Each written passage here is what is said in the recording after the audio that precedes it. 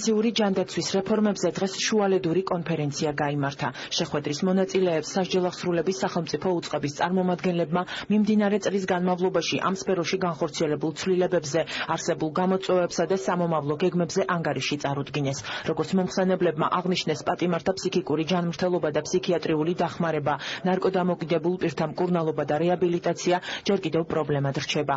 ღონისძიებას საქართველოში აკრედიტებული დიპლომატიური კორპუსის, არასამთავრობო სექტორის, საერთაშორისო ორგანიზაციების, საკანონმდებლო და აღმასრულებელი ხელისუფლების წარმომადგენლები ესწრებოდნენ.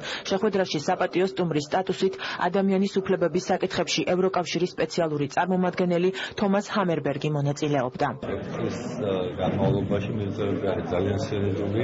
მიღწევა არის ის, რომ პრაქტიკულად თუ არ ხდება უეცარი გარდაცვალება, ადამიანები ავადმყოფობის გამო ციხეში აღარ მიდევდნენ, იმიტომ რომ მათ უწარდება ძალიან სერიოზული მკურნალობა.